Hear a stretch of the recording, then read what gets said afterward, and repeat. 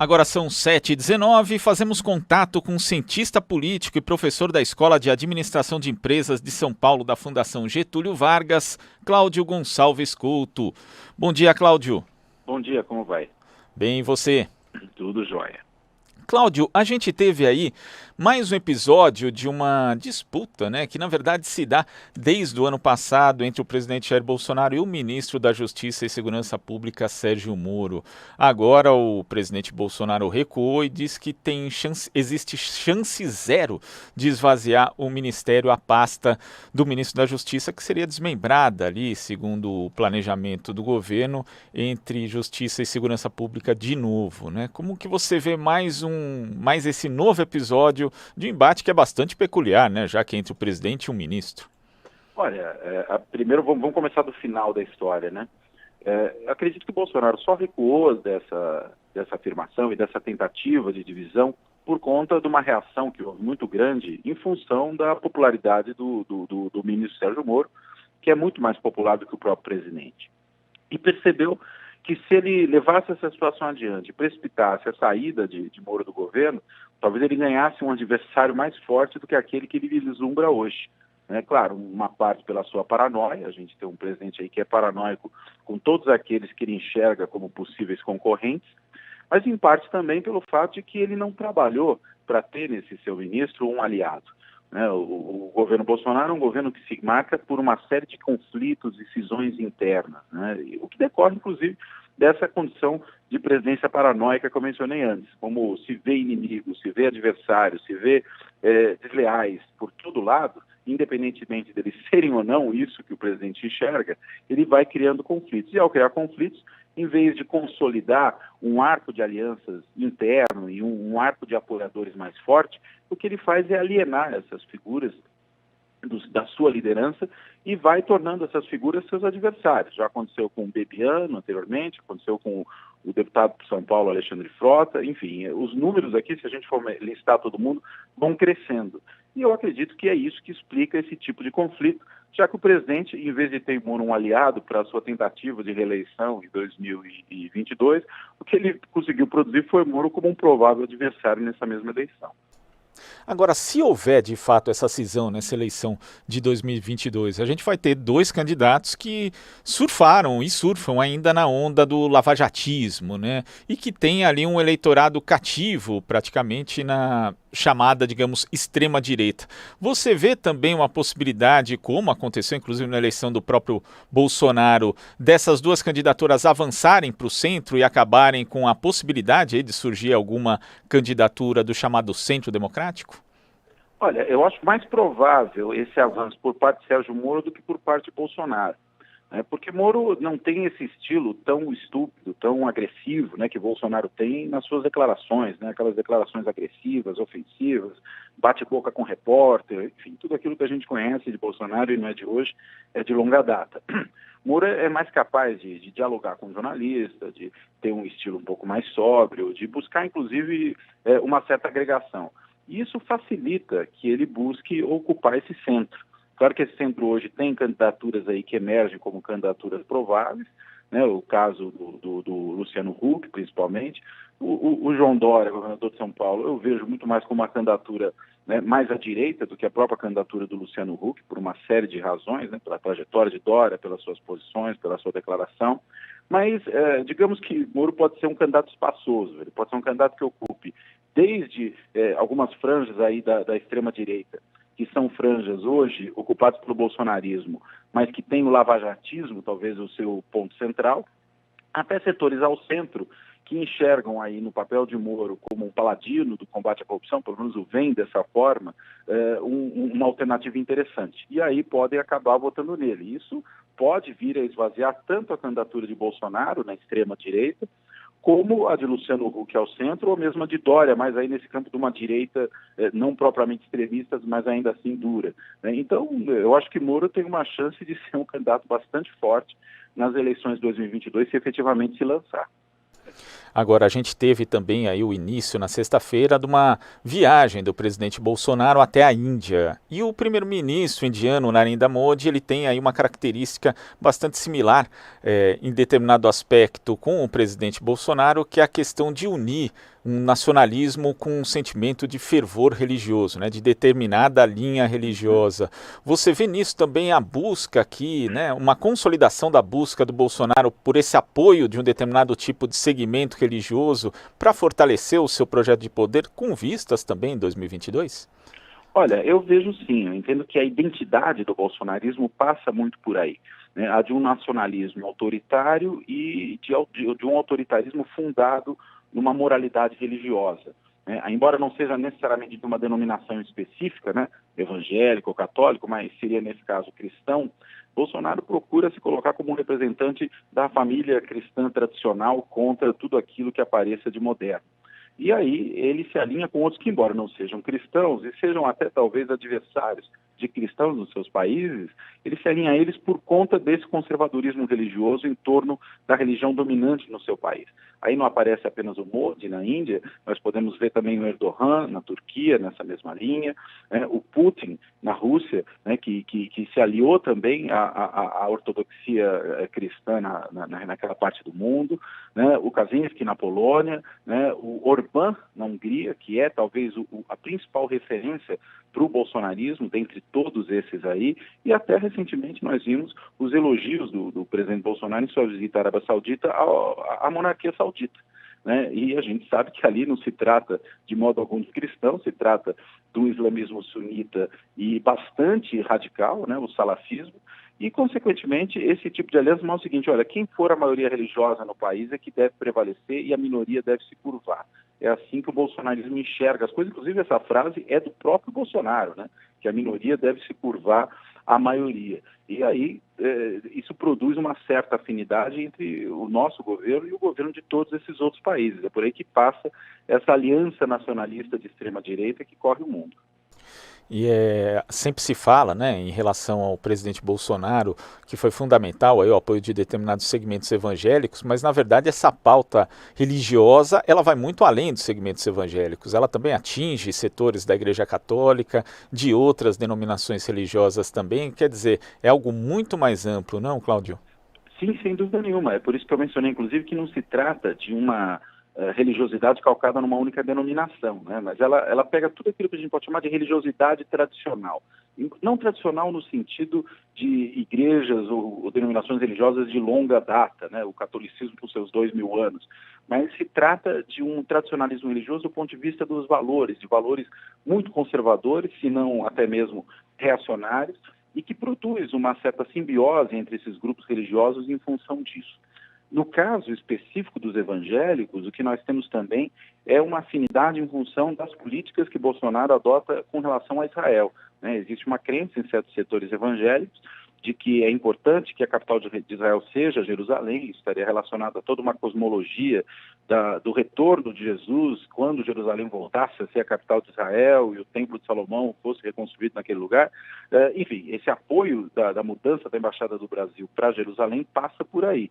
O governo recuou, e aí recuou porque sabe que se fizer essa movida, vai começar a ter problemas com os compradores de produtos brasileiros no mundo árabe e no mundo islâmico de modo geral, e, consequentemente, foi obrigado a ser um pouco mais pragmático. Mas o discurso vai todo nessa direção. Então, tem um elemento de reforço aí, sim, com os evangélicos, mas é uma coisa realmente mais ampla, como você bem aponta.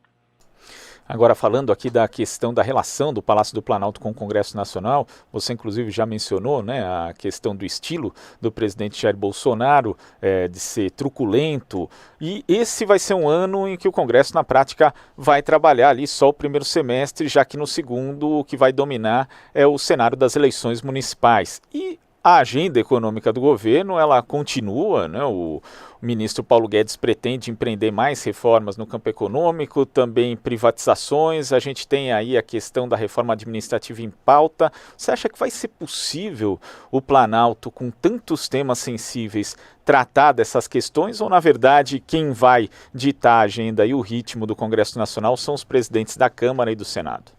Olha, eu creio que ainda vai haver um papel fundamental nesse segundo ano dos presidentes das duas casas, sobretudo o presidente da Câmara, porque tudo que chega do Executivo tramita primeiramente pela Câmara. Então a Câmara tem a primeira palavra, as coisas duram um pouco mais de tempo nas suas discussões dentro da Câmara. O Senado, quando recebe, tem um processo de tramitação mais rápido e acaba muitas vezes sendo apenas um revisor de posições que vêm da Câmara. Mas tem um outro ponto, né? O Bolsonaro optou por não construir uma aliança no Congresso, por ter uma coalizão. E o nosso sistema, ele não se chama de presidencialismo de coalizão à toa. Isso não é alguma coisa relacionada a uma escolha presidencial. Não é o presidente que decide se vai ter coalizão ou não vai ter coalizão pura e simplesmente. Mas é, na verdade, uma certa imposição institucional do sistema que se forme coalizão. Não porque não se pode, de forma alguma, governar sem isso, mas o custo de governar sem isso aumenta demais. O presidente precisa governar aprovando as suas propostas uma a uma, negociando uma a uma. E quando você tem uma maioria formada, ou pelo menos uma bancada que se aproxime de uma maioria, você já parte de um patamar muito mais forte, muito mais amplo para aprovar as medidas importantes. E um parlamentar, seja um deputado, seja um senador, ele faz o seguinte tipo de cálculo. Se eu for ter que aprovar uma coisa impopular, é que pelo menos eu seja compensado de alguma maneira. E qual é a compensação? É participar do governo, né? É ter algumas pessoas ocupando cargos por sua indicação, é poder influenciar nos rumos de certas políticas, é ter o seu partido como um partido que dá a linha de um certo ministério, coisas do tipo. O que não é, veja, uma peculiaridade brasileira. Em todo mundo onde há coalizão partidária, é assim que funciona. Isso também não tem nada a ver necessariamente com corrupção. Corrupção pode existir até com partido único. As coisas não decorrem da coalizão. Mas quando você não monta uma coalizão, o custo de aprovação de políticas é muito mais alto, porque requer uma negociação, como eu já falei, ponto a ponto, pontualmente, para cada uma daquelas medidas. E um parlamentar, muitas vezes, não tem interesse em aprovar uma iniciativa, se ela é uma iniciativa impopular, e ele não ganha nada com isso do ponto de vista político. E esse é o ponto. Então, tudo vai se tornando mais difícil, é preciso ceder mais. A chance maior de aprovação é quando aquela agenda, aquela política do Executivo, ela coincide com uma preferência também da maioria legislativa. E foi o que aconteceu na reforma da Previdência. Daí pode ocorrer em algumas outras, mas pode também não ocorrer. Tanto que hoje, se for aprovada uma reforma tributária, que é uma coisa aclamada por diversos setores do país há muitos anos, a tendência é que seja muito mais uma reforma tributária vinda do Congresso, talvez uma fusão das propostas que hoje tramitam na Câmara e no Senado, do que uma proposta apresentada pelo Executivo. Agora, falando justamente dessa questão que vai acabar paralisando as atividades do Congresso no segundo semestre, que são as eleições municipais.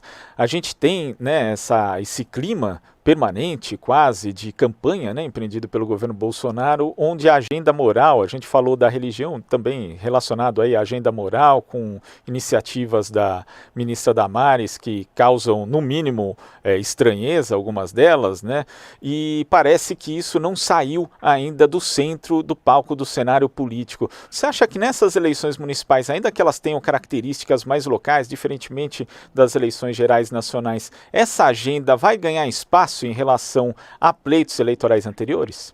Olha, eu creio que sim. Eu creio que sim, porque, na verdade, esse é um discurso, esse é um tema que ganhou espaço na sociedade brasileira. A eleição de Bolsonaro, com base nessa agenda, ela não é um raio em céu azul e nem é uma criação exclusiva do próprio Bolsonaro. Ela, na verdade, vem de antes. Se nós pegarmos não tanto eleições municipais, mas eleições nacionais de anos anteriores, nós vamos ver que essa questão já apareceu. Por exemplo, a discussão sobre o aborto, que foi feita lá na eleição de 2010. Ela já era um tema dessa natureza, embora numa eleição nacional. Essas coisas vão aparecer também no âmbito municipal, porque os municípios podem ter algum tipo de política nessa frente.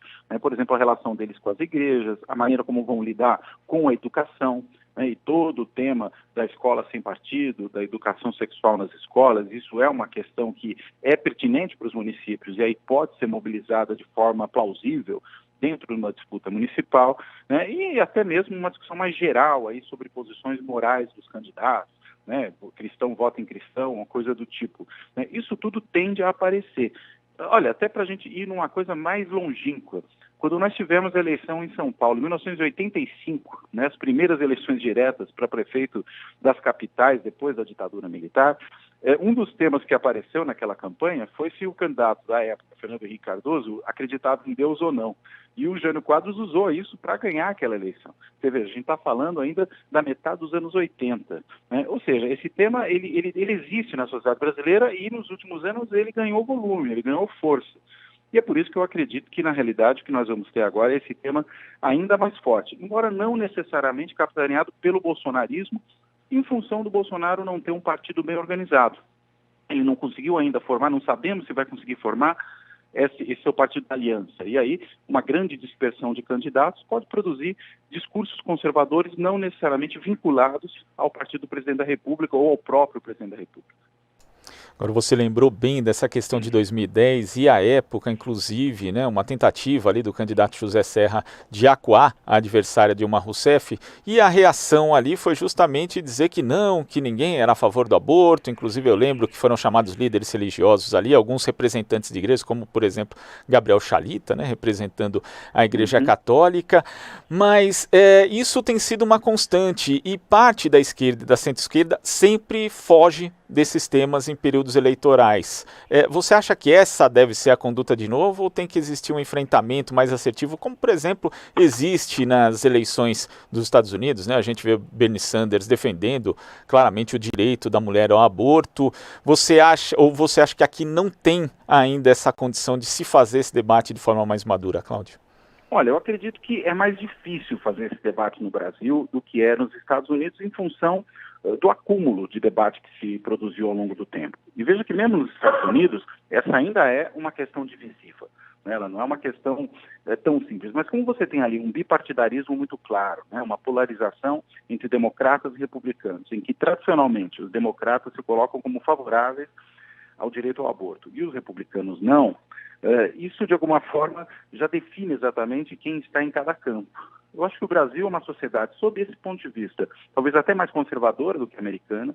Essa divisão não é tão clara, e você tem setores que votam na esquerda, setores da sociedade brasileira, que, não obstante, são contrários ao aborto. E aí, para um candidato de esquerda defender as suas posições em outras áreas e, ao mesmo tempo, defender o aborto, ele sabe que vai incorrer num risco de perder votos. Então, é um cálculo realmente, do ponto de vista eleitoral, mais delicado no Brasil. Claro que as forças à esquerda, as forças progressistas, precisam, evidentemente, trabalhar esse tema de maneira mais cuidadosa, né? Fazer um debate com a sociedade em torno disso, trazer a questão da saúde pública, enfim, há uma série de aspectos que precisam ser colocados. Agora, não é um tema fácil, não é uma coisa que simplesmente por vontade ou por, vamos dizer, franqueza vai se resolver. Ela, na realidade, demanda um certo amadurecimento dessa discussão na sociedade brasileira e isso não se faz de um dia para o outro. E talvez sejam temas que precisem ser trabalhados fora do período eleitoral, inclusive, né, no dia a dia. Exatamente, porque se você deixa isso só para discussão eleitoral, quando os ânimos são mais inflamados, o tempo é curto e está todo mundo preocupado em não perder voto, pelo contrário, em ganhar, aí fica muito mais difícil. Aí a tendência é que mesmo candidatos de esquerda sejam mais conservadores desse ponto de vista. Né? E conservadores não só no conteúdo, mas conservadores na estratégia, né? Ou seja, não vou me arriscar a tocar num vespeiro como esse, sabendo dos problemas que isso pode acarretar do ponto de vista eleitoral. Tá certo, Cláudio, muito obrigado aqui pela sua participação no Jornal Brasil Atual e até a próxima. Até a próxima, é um prazer. Prazer é nosso. Conversamos aqui com Cláudio Gonçalves Couto, ele que é cientista político e professor da Escola de Administração de Empresas de São Paulo, da Fundação Getúlio Vargas.